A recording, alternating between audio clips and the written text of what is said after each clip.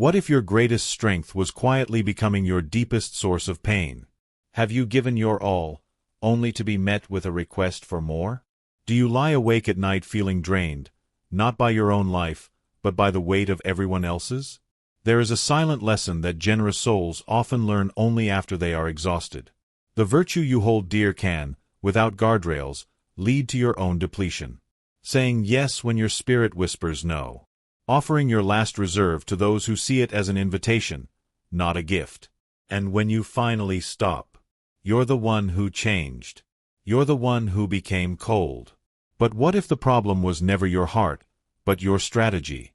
Today, a story about a man who discovered the hard way that light must be protected, or it will be consumed. If you have ever felt the quiet resentment of being used, if your generosity has ever left you feeling empty, let this tale be your guide. Music begins, soft and melancholic. In a tranquil town nestled between gentle hills, there lived a man named Elias. He was known as the town's unwavering pillar, a man whose name was synonymous with a favor. His nature was to provide, to assist, to mend. If a cart needed fixing, Elias was there with his tools. If a heart needed mending, Elias was there with his time. He found his worth in the grateful smiles and the declarations of, "What would we do without you?" But the smiles faded quickly, and the declarations soon turned into expectations. Inside, Elias carried a growing hollow. He felt a peculiar loneliness in a crowd of those he served. His evenings ended in weary silence, his own dreams gathering dust on a shelf he was too tired to reach. One afternoon, his neighbor, Clara, approached his gate. "Elias, the wheel on my wagon has splintered. The market is tomorrow, and you're so good with your hands." Elias's own back was stiff from repairing the town's clock tower the day prior. He saw the worry in her eyes and swallowed his own need for rest. "Of course," he said. He spent the day in the hot sun, his knuckles scraped, replacing the wooden wheel. When the work was done, Clara simply nodded. "It's as good as new. Oh, while you're here, the hinge on my cellar door has been loose for weeks. No refreshment offered. No thanks expressed. Just the next item on the list." That night, Elias felt a deep ache, one that bone and muscle alone could not explain. "Why," he whispered to the darkness, "does helping leave me feeling so diminished?"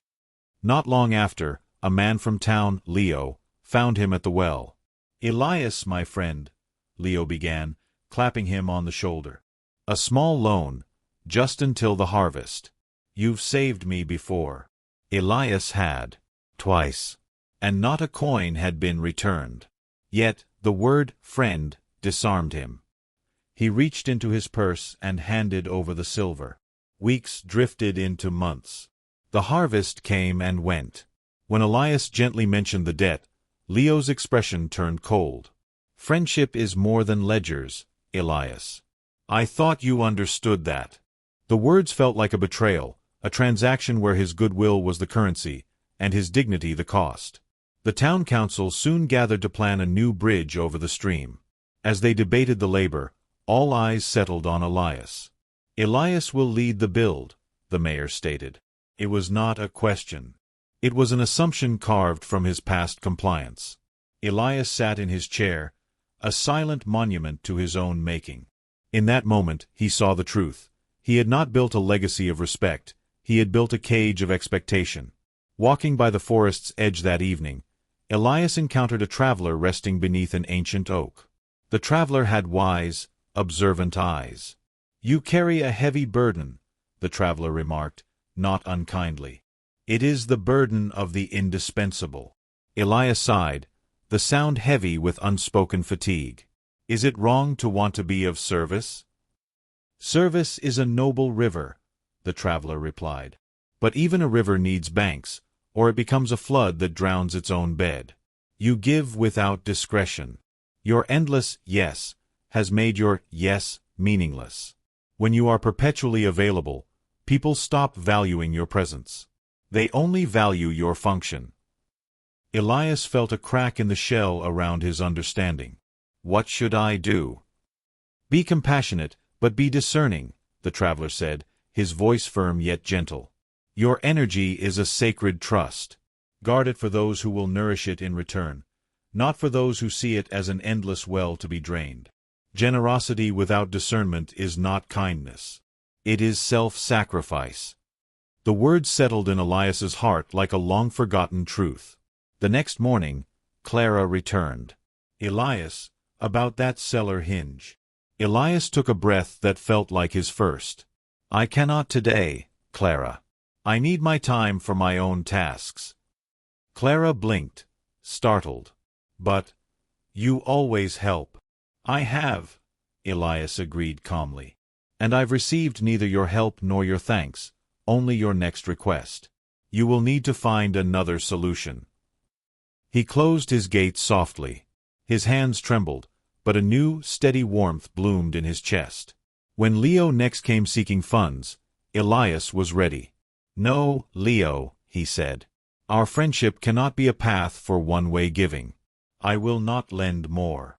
Leo's face darkened. You've changed. You're not the man you were. You are correct, Elias said, a peace in his voice. I am no longer a man who confuses being used with being useful. At the next council meeting, Elias stood. His voice did not waver. For years, I have given my hands and my hours to this town. I will continue to contribute, but not from obligation. Not alone. And not without mutual respect. The room was hushed. Some faces showed guilt. Others, indignation. Elias held his ground. He had learned that true strength is not in limitless giving, but in wise preservation. Music shifts to a hopeful, lighter melody. As seasons turned, a shift occurred. Those who had taken began to see him anew. Clara offered fresh bread from her oven. Leo gave a respectful nod from across the square. Requests for his skill still came, but now they carried offers of trade, of shared labor, of genuine gratitude. One afternoon, a young woman named Anya approached. Master Elias, she said, I am building a workshop. I would be honored to learn from your skill, and I can offer my own hands in your garden in return. In her eyes, Elias saw not entitlement, but esteem. A partnership. I would like that, he replied, and his smile was unburdened. Months later, the traveler passed through again. He found Elias in his garden, content and at ease. The river has found its banks, I see, the traveler smiled. It has, Elias said. I learned that light must be directed, or it shines on everything and illuminates nothing. I choose where my light falls now. If this story found an echo within you, then hear this now. Your compassion is a treasure, not a public resource to be mined. Setting a boundary is not building a wall. It is drawing a sacred line around your soul. Do not apologize for protecting your peace. Do not let guilt be the chains that bind you to your own exhaustion. One genuine, reciprocal relationship is worth infinitely more than a dozen that only drain you.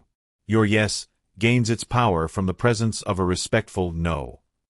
If this message resonated with you, please like this video. It helps us immeasurably.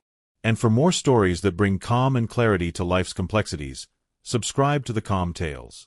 Remember, to be good to others, you must first be wise with yourself.